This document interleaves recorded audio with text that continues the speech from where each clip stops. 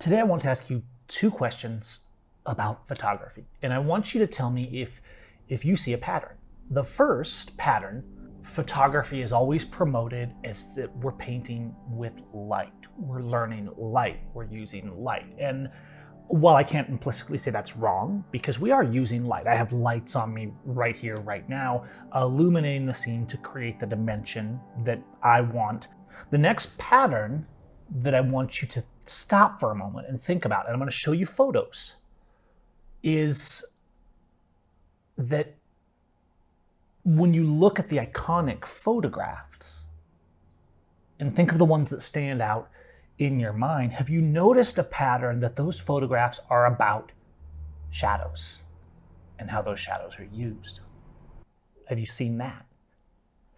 You may have noticed kind of a shift in the way that I'm talking about photography and putting an emphasis on shadow. And you may think, oh, it's just a branding switch. But actually, no. I've been analyzing this more and more, all the way back to things that my mentor Kim Whitmire taught me, like tone is the least understood factor. He didn't say light was the least understood factor. And I was thinking about that recently as I've been exploring street photography and things more in the last year and gradually improving that. This year, I want to bend shadow.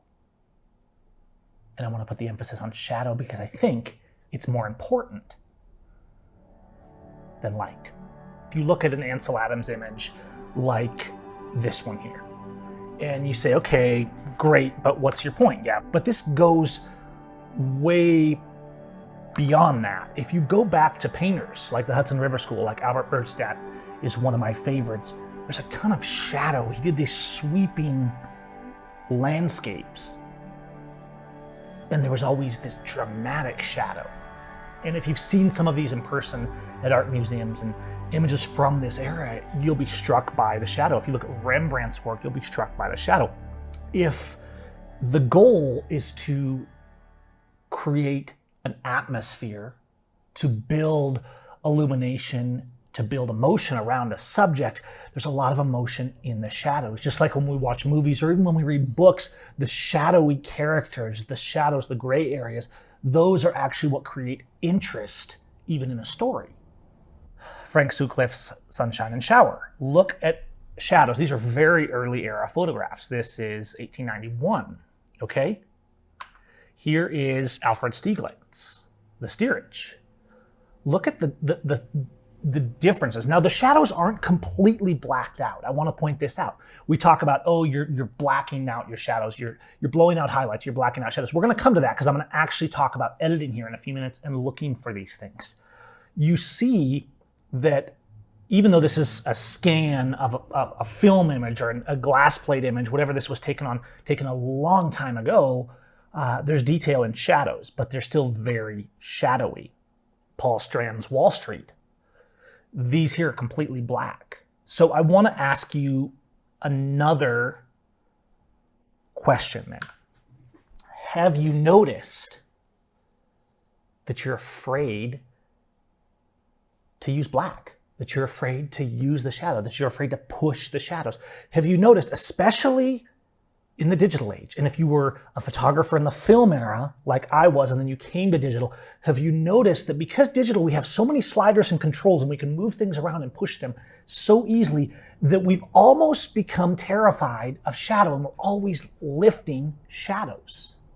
Have you seen that? And maybe your response to this is no, Gavin, I've seen none of what you're talking about. But I think not. I think you've seen this too. And I think if you stop, and if you think about these patterns, you're going to realize, oh yeah, I've seen that. That's nothing new, Gavin. What I'm presenting is that we photograph shadows first. Not that we ignore learning lighting, because to accent the shadows, which help to define the atmosphere and mood of our subject, we need to know the lighting. But by lighting, by thinking light, light, light, and I've noticed this even on portraits, I'm like, I need to be using more shadows on portraits because they're always lit, right? There's nothing wrong with a broad lit look like this right here, light coming right at me. It can be good, but why? It's because it's safe, right? It's scary to use shadows. As soon as you start wrapping shadows, you do Rembrandt lighting, it's easy to get bad wrapped around. It's easy to get the lines to cut off. If you're photographing a model, it's easy to lose the beauty by using shadowing correctly. Shadow is actually harder to use than light. A lot of times what's happening is we've actually used the shadow wrong, not so much the light wrong. And you could say, Gavin, this is semantics. They're one and the same. Bear with me. If you look here, and if I look at some of my favorite images as well, strong shadows. Look at how much shadow is in this image. This at least merited an international competition. I'm not sure if it went to Lone Collection. I can't remember. But it did well at international. And look at the shadow, the emphasis. Even though this is color, a lot of times we talk about shadows in black and white. This is color. The emphasis is extreme shadow. You'll see there's shades of true clipping, but not very much. And that wasn't an accident. And I could continue and go through different images. Here's a more recent one of my favorite street images. And the same thing is happening. When I said, no, I'm going to push the whites and push the shadows to make a separation, to make a contrast. But it's not good enough to just take an image and push the contrast slider up or push the black slider down, because it doesn't feel right. We crush the shadows. There's a difference between bending shadows and subtly manipulating those shadows as if they were light and completely crushing them. If I go to something like this image, which I took a long time ago, and it's kind of a neat image, and it's very shadowy, it's a bit underexposed by my normal standards. And let's just say I went down to something like T-Max in Filmist, okay? And I went here, and I made a black and white. And then I pushed my blacks a little more, and I pushed my whites a little more to separate that. We have a lot of light, a lot of gray here, especially if you look at the histogram, a lot of middle area in the histogram. But what's actually defining this scene is my sharp shadows, which aren't clipping, by the way. A lot of times we take an image and we look at it and we say, well, I'm crushing my blacks. Crushing your blacks means it's zero. You've pushed it all the way. Let's go and look at this image, the birds, in Photoshop, because I want to show you something. Here's the version that was lightly edited in Lightroom before I took it into Photoshop and did a black and white conversion with BlackRoom, because I wanted to do a more atmospheric, high-level black and white conversion, so I didn't just convert it with a preset like silver presets in Lightroom. I went to Photoshop because I knew I could do more. I have lots of videos talking about this here on the channel. But it doesn't really matter how you convert. What matters is, are you a shadow bender? Are you hunting shadows? Are you looking for shadows? I keep saying shadow lately because I want our emphasis to be on shadow. And that's going to be my challenge, to me at least, in the next year, is I'm going to hunt shadows, not light. So if I turn on a Lumist map right here with the actions, and I've already ran the map, I'm just going to show the map here. You can see that it's showing me a live map of my zones, right? So down here is 0, all the way to black, zone 0, just a little above, clip black, all the way to zone 10, and the little white areas are almost 255. If you look at this image that I took out of Lightroom, you can see we have a wide range. So I shot this image in light. I'm like, no, this works. The birds, the blackbirds silhouetted against the sky, the church tower, the people walking through the square. This is it, to black. And you can see there's just a little bit of true black clipping, but not much. That's what I like to see. I like to see, not crushed, a little bit of black clipping. If I turn on the group that represents my black and white edit from BlackRoom, I'm going to turn on these layers right here, and I want you to watch this zonal map change in real time. Now what just happened? Off. Watch the uppers and the lowers in particular, the 0 and 1 and the 9 and 10. Okay, see what happened? We pushed the blacks blacker. Now we're having a little bit of clipping, even more than we had before, but not a lot in the blacks, but there's more red. There's more zone 0 and zone 1 all over the image, pushing us low, and all the way up to very specifically, I pushed the clock tower into zone 9 on the clock face. And that wasn't accidental. I wanted that separation, because when you have a strong separation of your shadows and your highlights, it creates contrast. It doesn't mean you have to push your blacks to crushing the blacks, right? If you have just a little above pure black and just a little below pure white, it creates this extreme contrast. And this is the confusion I think people are running into. So let me show you again the image. Let's turn off the zone map overlay. And if I look at this, you can see how dark this image is. And it's one of my favorite street images because I've been challenging myself on shadow. So these birds here, if I show the map again, the birds are in zone 0. They're not quite clipping.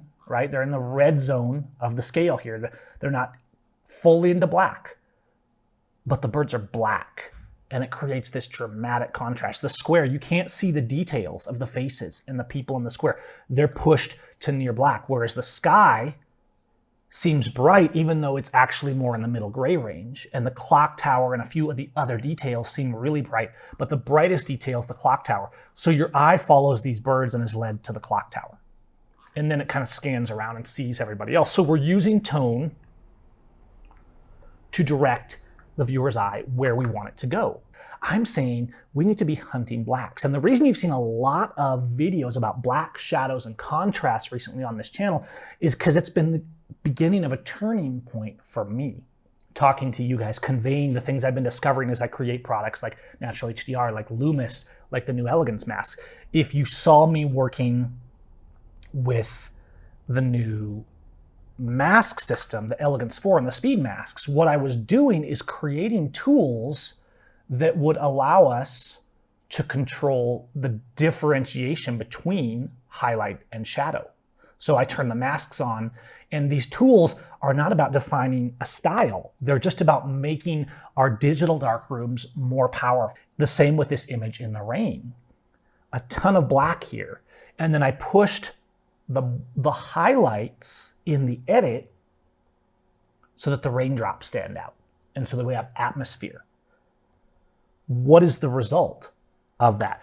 The result is that by emphasizing shadow, just like the iconic photographers emphasize shadow, we accent the light, which is absolutely important because without the light, everything becomes shadow. But without the shadow, everything becomes light.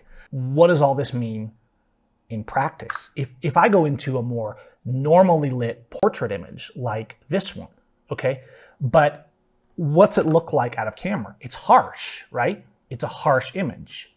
So what I did is I ran my process and then I used the masks. And this is something I was really thinking about a lot as I did the recent speed masks in Elegance, because this combination of masks that were added here, what it's doing is lifting shadows, right? So if you see before and then you see after, you see that it's almost like we've illuminated this. It's almost like we put a strobe in here. And this is really good for situations like this where it was difficult to bring strobes into this amazing location. The light was kind of intense and harsh.